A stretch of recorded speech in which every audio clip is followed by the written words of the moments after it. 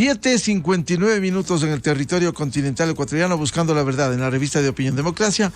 Queremos agradecer la atención a la señora ministra de Salud Pública, la doctora Ximena Garzón, y partir de una premisa. Aquí no buscamos polémica, no buscamos quién tiene la razón, sino anteponer lo que los ecuatorianos desean: una mejor atención del sistema de salud pública del Ecuador. También decirlo como premisa, este no es un problema de ahora ni de ayer. Esta ha sido una carga que durante lustros, durante décadas, ha tenido el sistema de la salud. No ha habido una política de Estado en el pasado reciente, ha habido políticas de gobierno, a veces inestabilidad de ministros o ministras. En ese sentido, en los últimos días hubo pronunciamientos de respetables gremios, médicos, cirujanos, respecto de la situación. Se conoce los esfuerzos que se ha venido haciendo. Una de las tareas destacables a nivel nacional e internacional ha sido indudablemente el proceso de vacunación contra el COVID. Un ejemplo del Ecuador para América Latina y el mundo. Sin embargo, todavía hay quejas respecto de lo que sucede en las unidades hospitalarias. Falta de medicamentos, falta de insumos, y en ese sentido, ministra, ¿cómo se está trabajando? Usted ha visitado las unidades hospitalarias, pero como que habría frente al país dos tipos de versiones: la versión oficial respecto de lo que se cuenta en los centros hospitalarios y lo que dicen los médicos, que quizás buscan que mejoren los procesos para atender finalmente al usuario, o que espera una operación durante meses, o que espera la atención con medicamentos. ¿Cuál es la situación que se está viviendo en el sistema de salud en el momento? Doctora Garzón, muy buen día. Buenos días, Miguel. Muchísimas gracias por el espacio y por permitirnos estar en contacto con la ciudadanía. Bueno, nosotros estamos conscientes que el problema de desabastecimiento aún no ha sido controlado en su totalidad. Tenemos hospitales que tienen un muy buen abastecimiento, de más del 90%, y tenemos hospitales que sabemos cuáles son, que tienen problemas de abastecimiento. Específicamente, ayer estuvimos visitando, por ejemplo, el Hospital y Casa Bustamante, que al momento se encuentra con un 42% de abastecimiento. Existen algunos problemas para que se siga abasteciendo, entonces cada hospital tiene su particularidad. Nosotros hemos intervenido a nivel general en todos los hospitales, pero ahora nos estamos dedicando a resolver los problemas particulares de cada uno de ellos para poder brindar una buena condiciones de trabajo, primero, a nuestros colegas médicos, y segundo, también una calidad adecuada de atención a nuestra ciudadanía. Estamos trabajando, como ustedes saben, en el plan Medicina Siempre.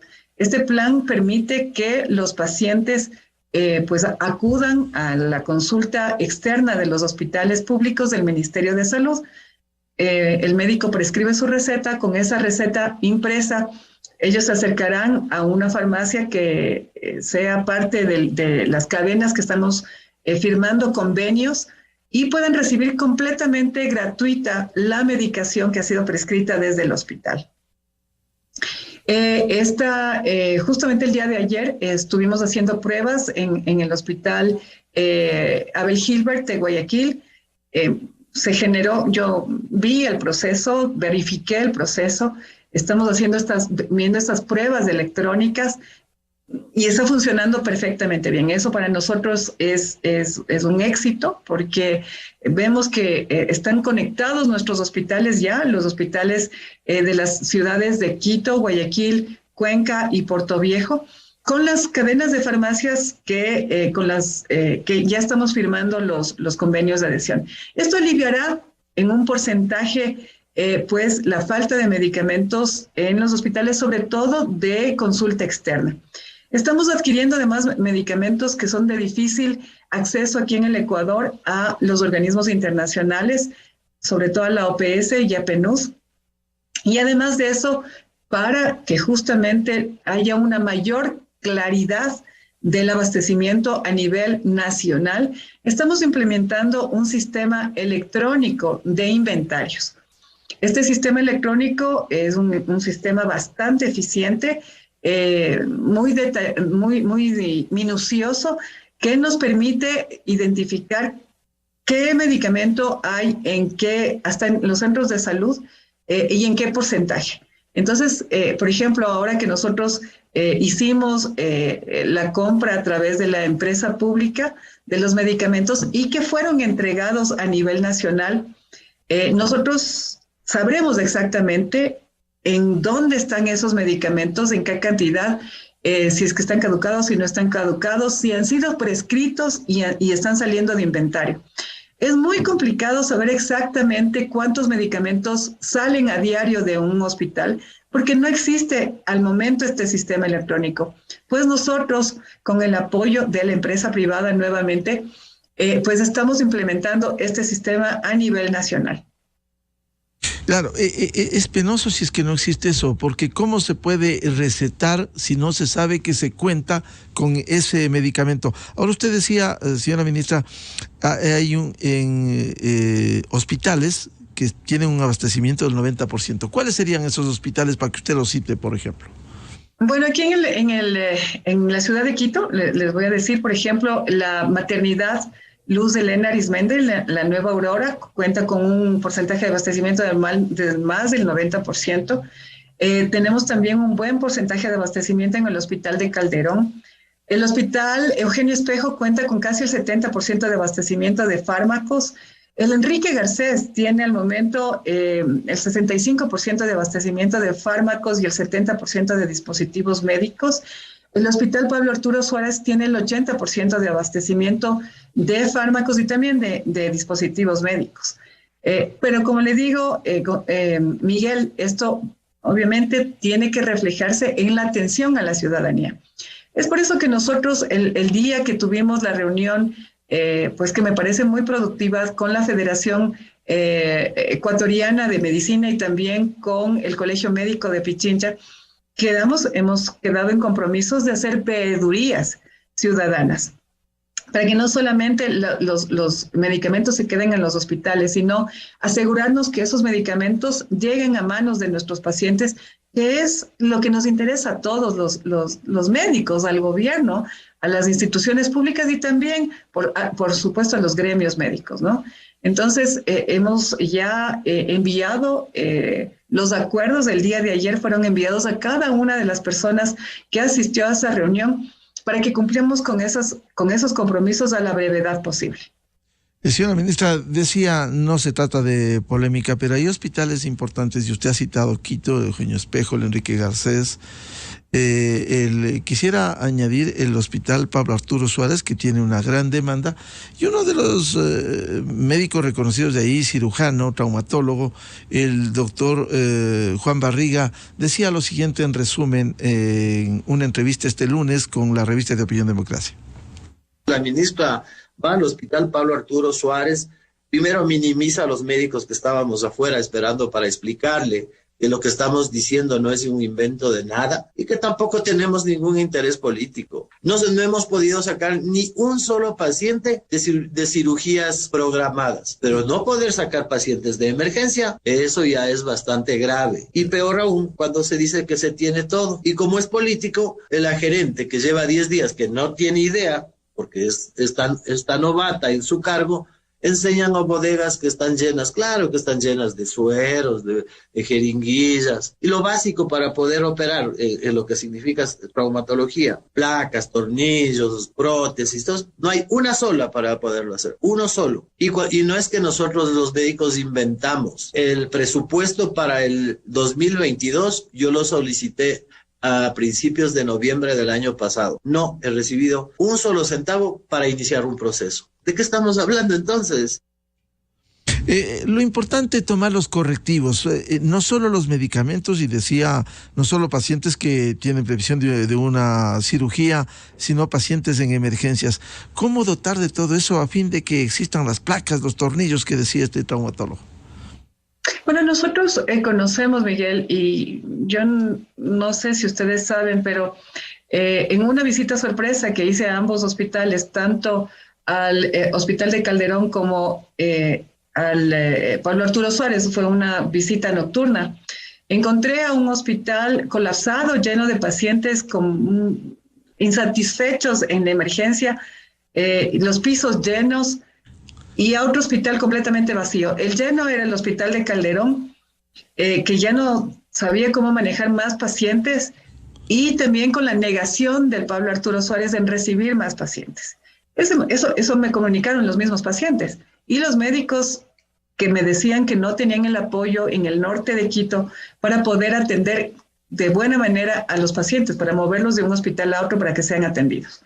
En ese momento yo me fui al Hospital Pablo Arturo Suárez y definitivamente era un hospital que estaba vacío. No tenía pacientes, la emergencia vacía, los pisos vacíos, comprendiendo también que el Pablo Arturo Suárez tiene un problema de infraestructura, y la torre nueva que se construyó y que fue receptada en gobiernos anteriores en el 2017 tiene un problema de infraestructura que estamos ya interviniendo para reforzarla y evitar que tenga más, pues corre la vida incluso el riesgo de los pacientes y del personal de salud. Y ya está siendo intervenida, ya están reforzándose esas columnas para evitar que haya más daños estructurales en ese hospital. Pues fuimos y no había pacientes. Entonces yo inmediatamente hablé con mi equipo, hicimos una evaluación de lo que sucedía en ese hospital y se decidió cambiar al gerente. Y la doctora Rosa Cuenca, que es la nueva gerente, que es una excelente cirujana, y además de eso administradora de salud, que ha tenido mucho éxito administrando y gerenciando otros hospitales en otros tiempos, pues lo está haciendo muy bien ahora también.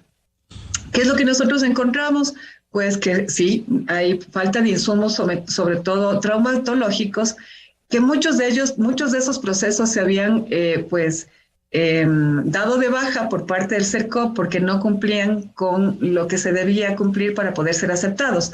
Pero la doctora Cuenca inmediatamente me enseñó los documentos, ha subido ya los procesos nuevamente y están recibiendo ya en las próximas semanas los insumos necesarios para poder dar solución a la lista de espera traumatológica de ese hospital y así también alivianar pues el colapso de estas cirugías traumatológicas en el hospital de Calderón, porque ahí se estaban solucionando todas estas cirugías y no se daban abasto. Entonces, estamos trabajando desde la Coordinación Zonal 9 para poder engranar el trabajo de todos los hospitales de segundo nivel de nuestra zona, en este caso de la ciudad de Quito, para que los pacientes sean atendidos a la brevedad posible. Recordemos también que el Hospital Pablo Arturo Suárez era un hospital centinela, era un hospital que hasta hace poco estaba dedicado solamente a atender pacientes COVID. Se suspendieron las cirugías ahí de todos los tipos. Y eso causó obviamente que haya un represamiento de cirugías. Pero esta es una situación que se tiene que ir solucionando de la mano de los médicos, por supuesto, de la mano de los gerentes, de los coordinadores zonales. Tenemos el presupuesto, hemos dado el presupuesto no a los jefes de servicio, porque ellos no reciben el presupuesto, a los gerentes de los hospitales para que se pueda ir adquiriendo todos los dispositivos necesarios para resolver estas cirugías. En ese hospital, en el Pablo Arturo Suárez, yo vi personalmente los hilos de sutura, guantes, gasas y todo lo que se necesita para las cirugías. Habían antiinflamatorios, analgésicos, antibióticos, medicación para anestesia, había todo. Sí, hace falta, y es cierto que hacen falta dispositivos para traumatología que esperamos que ya en las próximas semanas llegue y empiecen a trabajar pues en bien de la ciudadanía y a descongestionar estas cirugías represadas. Ahora, ministra, siempre será importante el diálogo. Usted ha hecho visitas y está en su derecho, en su trabajo, su acción.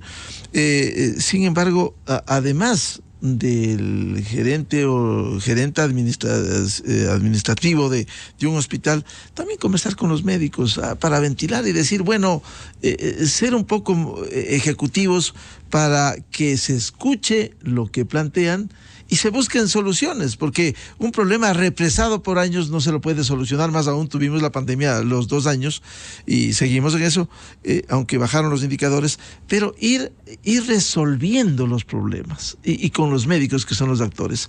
Usted ha empezado ya de nuevo a dialogar con la Federación, con el Colegio de Médicos de Pichincha. ¿No sería bueno mantener un diálogo permanente, directo, para acoger, porque las sugerencias son buenas para avanzar en la atención a los usuarios? Así es, absolutamente. Esa fue nuestra idea al invitar a la Federación Médica Ecuatoriana y también al Colegio Médico de Pichincha para unir esfuerzos. Miguel, usted ve que el gobierno del encuentro se ha caracterizado por trabajar juntos y la mejor muestra de eso es el plan de vacunación.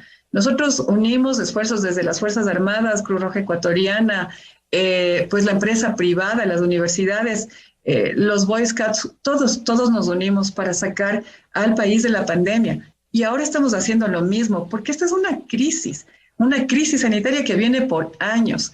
Y por eso nuestra intención fue justamente hacer acercamientos a la Federación Médica Ecuatoriana, al Colegio Médico de Pichincha. Vamos a hacer lo mismo con otros colegios de diferentes provincias del país para unar esfuerzos y garantizar que los fármacos lleguen a nuestros ciudadanos. Hemos quedado en varias mesas de trabajo. Nosotros, si usted gusta, podemos hacerle llegar los acuerdos a los que llegamos. Es más, me comprometo en hacerle llegar, después de esta entrevista, los acuerdos que ya fueron firmados y aceptados por la Federación y por el Colegio Médico para trabajar juntos por el bien de la ciudadanía.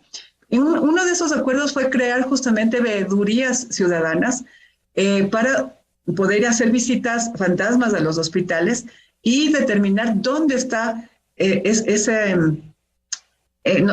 bloqueo del proceso de la llegada de los medicamentos a nuestros pacientes. Porque la salud es pues de interés de todos nos vemos afectados si es que no hay una buena salud pública en el país. Visitas sorpresas quizás sería más que fantasmas, porque pudiera creerse que la fantasma entra por la ventana y no es así. Sorpresas sí, para ver cómo está funcionando. Ministra, fantasmas porque así se llaman los pacientes, son pacientes fantasmas porque no se sabe que esos son parte de la Federación Médica Ecuatoriana o también del Colegio de Pichincha o del Ministerio de Salud Pública, porque sí es sabido que cuando vamos las autoridades todo está perfecto. Entonces, además de esas visitas sorpresas que sí las hemos hecho, el implementar estos pacientes fantasmas da bastante buen resultado. Ministra, quisiera tocar el tema que se ha venido hablando y que se proyecta positivo, el que el médico entregue la receta y se vaya a las farmacias, hoy en procesos de acuerdos con las cadenas. ¿Cómo se está concertando? Primero, para que sea electrónico, y segundo, para que existan esos medicamentos que receta el médico y que en el hospital no existe, y que ahora fácilmente esas cadenas estén también en el sector privado debidamente abastecidas y no sea la búsqueda de otra cadena en otro sitio para que le entreguen lo que le recetó el médico. Bueno, el día de ayer, Miguel, nosotros estuvimos en el Hospital Abel Gilbert de Guayaquil justamente verificando el funcionamiento adecuado del sistema electrónico que está ya implementado a nivel de los hospitales de segundo y tercer nivel con los que vamos a iniciar esta primera fase del Plan Medicina Siempre. Este plan va a estar iniciado, esta primera fase, en hospitales de la ciudad de Quito, Guayaquil, Cuenca y Portoviejo. Uno de esos hospitales es el Abel Gilbert, a donde fuimos ayer. Está ya el sistema electrónico hecho, desarrollado, implementado. La historia clínica electrónica está implementada, la receta electrónica está implementada. ¿Cómo funciona? El paciente va a la consulta externa, el médico pues prescribe, le atiende, prescribe, mete todos los datos dentro de la historia clínica electrónica, se genera la receta electrónica que automáticamente va a las farmacias. En esta primera fase, las farmacias que se encuentran cerca del hospital y el paciente con su receta impresa se acerca a la farmacia particular, presenta la receta, la persona que atiende en la farmacia mete los datos, no digitalmente, sino porque son creados códigos de barra, son completamente digitales. Entonces, con un lector de código de barra, se genera la información dentro de su sistema. Ellos comprueban que lo que ya habíamos generado, enviado desde el hospital electrónicamente hacia donde ellos, sea lo mismo que ellos están verificando en la receta, pues dispensan la medicación al paciente. El paciente presenta su cédula de identidad.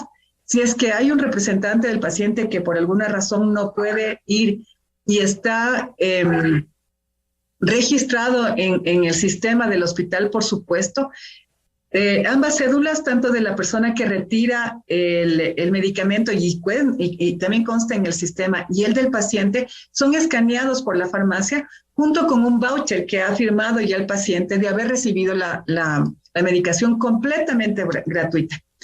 Estas cédulas de identidad y este voucher sin costo, que solamente es para una constancia de recibo de la medicación, son escaneados y nos llegan a nosotros automáticamente al sistema del Ministerio de Salud Pública, junto con pues la factura electrónica generada, que mensualmente será pues recopilada por las cadenas farmacéuticas y serán pagadas por el Ministerio de Salud Pública. Esto por parte del sistema electrónico. Las farmacias particulares también están trabajando al momento en su sistema electrónico, pues puliéndolo para que funcione a la perfección y que genere sobre todo la factura que nos va a llegar al ministerio mensualmente para ser cancelada. Ministra, ¿cuándo comenzará a operar a plenitud? Porque sabemos que el gobierno viene trabajando, el Ministerio de Salud, de tal manera que se diga en tal fecha, el lunes tal de tal mes, puede a funcionar de manera articulada, están en determinados hospitales ya funcionando a plenitud. Bueno, nosotros continuamos revisando a nivel nacional que todos los hospitales que van a salir en esta primera fase funcionen tan bien como lo hizo ayer el Abel Gilbert. Al mismo tiempo, las cadenas están comprobando su sistema electrónico y nuestro presidente Guillermo Lasso en los próximos días ya anunciará el día que empezamos con este sistema a nivel nacional. El otro tema importante que vemos en otras sociedades desarrolladas ya, la historia clínica electrónica. ¿Cuándo se podrá contar la historia a nivel nacional? De tal manera que un ciudadano de Quito que por trabajo está en Loja, tuvo un problema, se acerca, pone el número de cédula, lo que en Estados Unidos del Social Security, le ponen y le abren la historia y se verifica a ese paciente. ¿Cuándo estará implementado esto a nivel nacional? Bueno, nosotros esperamos que hasta fin de año ya esté implementada. Tenemos un sistema de historias clínicas electrónicas que ha sido implementado prácticamente en todas las unidades de salud del ministerio. En eso hemos venido trabajando todo este año, pero lo que nosotros queremos es que esta historia clínica electrónica se una con los demás subsistemas de salud, como usted lo acaba de decir, Miguel, que se una con el IES, con el ISSSTE y con el ISPOL, porque nosotros como Ministerio de Salud Pública atendemos al 60% de la ciudadanía ecuatoriana. Muchos de ellos son afiliados al IES, al ISFA y al ISPOL. En otros casos, el IES y el ISFA y el ISPOL también en alguna emergencia, sobre todo, atienden pacientes Ministerio de Salud Pública. Entonces, es importante que exista una conexión entre el sistema de receta de historia clínica electrónica de los otros subsistemas, incluso con el privado, y en eso nosotros estamos trabajando. Al momento lo que va a salir a la brevedad posible es, además de este receta electrónica que ya estamos implementando a nivel de todo el sistema del Ministerio de Salud Pública, también estamos implementando un sistema de inventarios con el apoyo de la empresa privada. Este sistema de inventarios nos permitirá saber a nivel nacional con cuántos medicamentos contamos en cada una de las unidades, tanto de primer nivel como las de segundo y tercer nivel. Este sistema de inventarios nos va a ayudar a saber el porcentaje de abastecimiento de cada una de las unidades, incluso de los insumos que existe. Por ejemplo, ahora que usted bien lo mencionaba, de los dispositivos de traumatología. Pues como serán ingresados electrónicamente con código de barra, sabemos cuánto exactamente existe, yo no sé, de los insumos, de los dispositivos, de trócares, de tornillos, de placas, de lo que se necesita. Sabemos exactamente cuánto tendemos en cada uno de los hospitales, de tal forma que si llega un paciente de emergencia y necesita una cirugía de emergencia y ese momento uno de los hospitales no cuenta con ese dispositivo, se pueda mover de un hospital cercano de manera de préstamo para poder atender al paciente. Y también cuánto tenemos que comprar. Al momento, como no tenemos este sistema de inventario a nivel nacional, es complicado pues hacer estos movimientos, pero en 2 meses nosotros ya tenemos implementado a nivel nacional este sistema electrónico de inventario. Señora ministra, cuando habla de UNICE, que eso sería importante dentro de la red integral de salud con los sistemas de seguridad social, el ISPOL, el ISFA, el propio Seguro Social ecuatoriano, ¿esto funcionaría para los medicamentos? Porque le voy a citar medicamentos que no ha existido y que tiene hasta ahora que comprar el paciente, la doxacina, losartán, el Eutirox, que es para el hipotiroidismo de 75 miligramos, se va a articular dentro de esta red a fin de que se pueda disponer o dentro de los hospitales o ya cuando funcione a plenitud con las cadenas de farmacias. Bueno, definitivamente los hospitales del Ministerio de Salud Pública sí cuentan con esos medicamentos que usted me acaba de mencionar. Yo tengo, si bien nosotros no tenemos al momento este sistema electrónico, nosotros sí manejamos control de inventarios. Y los hospitales del Ministerio sí cuentan con esa medicación.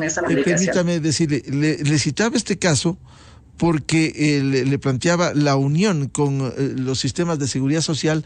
Este es un caso que hemos revisado del dispensario de salud del Seguro Social Ecuatoriano del Comité del Pueblo. Allí, pacientes que no pudieron acceder, el caso del Eutirox, la levotiroxina, que es tan común para el hipotiroidismo o el hipertiroidismo. Sí, lastimosamente, Miguel, nosotros como Ministerio de Salud Pública no podemos proveer al IES de medicamentos. ¿Por qué? Porque el IES tiene sus propias fuentes de financiamiento y nosotros dependemos del presupuesto que nos da el gobierno central. El IES tiene su propio financiamiento, como ustedes saben, el aporte de los empleadores, de los empleados y su propia administración. Entonces, tiene un directorio conformado por el representante del gobierno, representante de los empleadores y de los trabajadores. Entonces, ellos son los que tienen que velar por la provisión de esas unidades de salud. Sí, no, yo le citaba cuando hablaba usted de esta necesidad a futuro de la unión con los sistemas de seguridad social. Le citaba como caso, sabemos que eso es una administración del Seguro Social Ecuatoriano, pero cuando esté articulado o unido, va a funcionar a plenitud todo este sistema de la red integral de salud. Sí, lo importante es que nosotros podamos garantizar la atención del paciente. La red integral de salud existe, pero no funciona de manera adecuada. Entonces, cada uno de los subsistemas de salud tiene que contar con el abastecimiento en dispositivos médicos y en fármacos para poder garantizar en su subsistema la atención. A lo que yo me refería era que si un paciente que es Ministerio de Salud Pública por alguna necesidad va al Instituto Ecuatoriano de Seguridad Social y ya cuenta ese paciente con exámenes de laboratorio, por ejemplo, que le hemos hecho aquí en el Ministerio, el médico del Instituto Ecuatoriano de Seguridad Social ingrese a la historia clínica y no tenga que repetir exámenes. El momento que tiene que repetir exámenes estamos desperdiciando recursos. Entonces, va el paciente al IES, un paciente MSP, el médico entra en la historia clínica y ya puede ver toda la batería de exámenes que ha sido hecho en el Ministerio de Salud Pública o también sus antecedentes, tanto de enfermedades crónicas, por ejemplo, o antecedentes ocupacionales, para poder saber qué medicación tiene que dar, qué exámenes tiene que hacer y que no se rompa la cadena de atención del paciente. Hacia allá está orientado este sistema de historia clínica electrónica universal. Ministra, dentro de estos problemas heredados por muchos años, ¿cómo están los pagos a los centros privados a donde se deriva en su momento por las necesidades?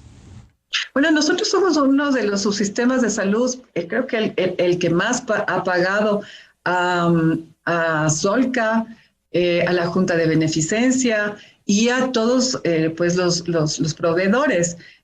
Nosotros pagamos 16 millones de dólares mensuales para poder dar una buena atención a nuestra ciudadanía, a todos los proveedores pues de asistenciales del Ministerio de Salud Pública. Entonces nosotros hemos pagado, sabemos que sí hay deuda pues represada también, pero nos hemos igualado bastante bien. Es por eso que nosotros no hemos tenido problemas pues ni con la Junta de Beneficencia ni con Solca. Nos pusimos al día con las dializadoras. La intención, además, Miguel, es importante decir, es mejorar la capacidad de resolución del Ministerio de Salud Pública, la capacidad de atención del Ministerio de Salud Pública para que dejemos de derivar tanto, ¿no? Porque en derivaciones se gastan millones de dólares anuales que pueden ser invertidos para una atención directamente desde el Ministerio. Quizás por lo que usted cita, señora ministra, ahí toca acometer mucho más. Lo que se ha venido trabajando es indudable, pero acometer más en las campañas de prevención. Y parte de ello es la vacunación. Verificábamos hace 3 semanas, se acabaron ya las dosis de influenza. No se puede continuar con esas campañas porque ese tipo de prevención es fundamental para no ir a la etapa que hay que atenderla, la curativa, sino la preventiva. Y podemos citar muchos. Conocía de un colegio que fueron brigadas para la vacunación del papiloma. Se anunció que se iba a vacunar a las mujeres y a los pequeños como prevención. Se vacunó a las mujeres y no a los varones, que también son fuentes de transmisión. ¿Cómo acometer en estas campañas? Porque en el sector privado ir a vacunarse tiene su costo y su costo alto. Y no hay recursos de quienes requieren esas vacunaciones. ¿Qué diría sobre la influenza y el papiloma, para citarle 2? Bueno, nosotros estamos ampliando, nosotros tuvimos que reestructurar en nuestro ministerio la dirección que se encarga justamente de la vacunación. Tenemos ahora una gerencia de vacunación que se encarga de los planes a nivel nacional y estamos primero igualándonos con las vacunaciones del cuadro regular. Recordemos que 2 años no se habían vacunado a nuestros niños a nivel nacional y eso los estaba predisponiendo a contagiarse la enfermedad y que haya un rebrote de enfermedades que no se han visto en el país, como por ejemplo sarampión, la poliomielitis, la difteria. Apenas nosotros llegamos al ministerio, adquirimos esas vacunas y estamos cumpliendo con esquemas acelerados de vacunación para poder proteger a nuestros niños con el esquema regular. También estamos trabajando en una ampliación de las coberturas, es decir, estamos trabajando en planes para poder no solamente proteger con las dosis de influenza a los niños pequeños, que es a quienes nosotros cubrimos, y también a los adultos mayores. Estamos trabajando desde la gerencia de vacunación para que se cubran a otros estratos de edad que son susceptibles de complicaciones, sobre todo si es que tienen problemas de inmunidad. Y también, ustedes conocen muy bien, usted lo acaba de decir, que nosotros cubrimos a la población más vulnerable, que son las adolescentes y las mujeres jóvenes, con esta vacuna contra el papiloma, porque son las que se predisponen a desarrollar cáncer de cervix en la adultez cuando no reciben esta medicación. Sabemos que existen escasos casos de niños, varones, que podrían desarrollar una enfermedad similar, y estamos trabajando también para cubrir esas poblaciones vulnerables. Pero en este año nuestra misión es cubrir a toda la población que no fue vacunada en los años anteriores y sobre todo proteger a aquellos más vulnerables a las enfermedades que son prevenibles con las vacunas tanto del papiloma como de la influenza. Claro, precisamente lo que usted dice, señora ministra, resulta muchísimo más barato vacunar contra el papiloma virus antes que tratar un cáncer de cervix, un cáncer uterino, precisamente para el Estado, porque tiene que que dedicar enormes recursos ya para la etapa curativa, paliativa en su momento, antes que la preventiva, ministra. Así es, y es una pena porque no solamente es el impacto económico de ese momento, ¿no? Sino también el perder la vida de una mujer joven, el impacto social, el impacto en su familia. Entonces, para nosotros esa es nuestra misión principal, es proteger la salud de nuestros ciudadanos.